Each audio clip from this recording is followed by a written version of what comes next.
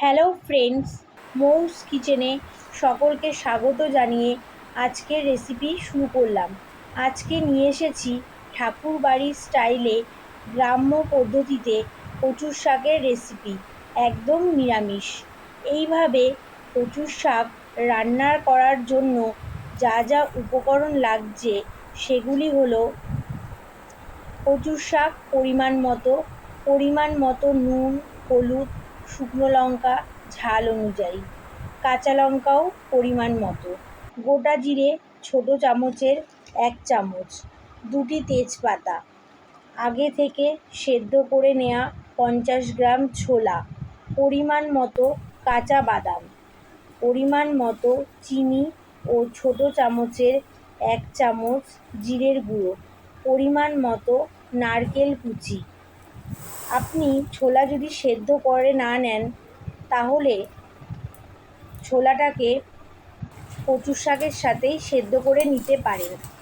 এবার আমরা আসছি পদ্ধতিতে। প্রথমে কচুর শাকগুলিকে ভালো করে ছাড়িয়ে নিয়ে কেটে ধুয়ে জল ঝরিয়ে নিতে হবে। তারপর কড়াই বসিয়ে কচুর শাকগুলি পরিমাণ মতো জল ও নুন দিয়ে সেদ্ধ করে নিতে হবে। সেদ্ধ করার পরে কচুর শাকগুলিকে আবারও ভালো করে জল ঝরিয়ে নিয়ে রাখতে হবে। এরপর কড়াই বসিয়ে কড়াইতে পরিমাণ মতো সরষের তেল দিয়ে তেল গরম হলে কাঁচা বাদামগুলি ভেজে তুলে নিতে হবে। আবারও ওই তেলের মধ্যে আগে থেকে ধুয়ে রাখা কোচানো নারকেল কুচিগুলি লাল লাল করে ভেজে তুলে নেব। ওই তেলের মধ্যে গোটা জিরে, তেজপাতা, শুকনো লঙ্কা ফোড়ন দিয়ে নেড়ে জল ঝরিয়ে নেওয়া কচুর শাক কড়াইতে দিয়ে দিতে হবে। তার মধ্যে পরিমাণ মতো নুন, হলুদ ও আগে থেকে সেদ্ধ করে রাখা ছোলা ও কাঁচা লঙ্কা দিয়ে কিছুক্ষণ নেড়ে কচু শাকের মধ্যে জিরের গুঁড়ো ও সামান্য পরিমাণ চিনি দিয়ে বেশ কিছুক্ষণ নেড়ে তার মধ্যে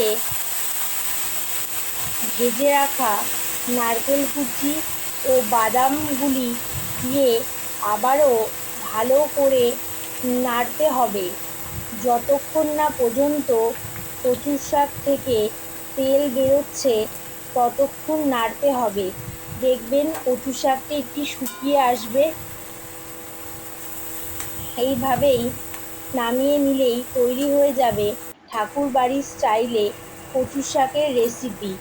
আপনারা যদি কচু শাক মিষ্টি মিষ্টি পছন্দ করেন তাহলে চিনির পরিমাণ একটু বেশি দেবেন। এই কচুর শাক গন্ধরাজ লেবু দিয়ে গরম ভাতের সাথে খুবই ভালো লাগবে খেতে। মৌস কিচেনে সকলকে স্বাগত জানিয়ে আজকের রেসিপি এখানেই শেষ করলাম। রেসিপিটি যদি আপনাদের ভালো লেগে থাকে তাহলে অবশ্যই একবার হলেও ট্রাই করে দেখবেন এবং শেয়ার ও সাবস্ক্রাইব করবেন। আবারও মৌস কিচেনে সকলকে স্বাগত জানিয়ে এখানেই রেসিপিটি শেষ করলাম। নমস্কার বন্ধুরা।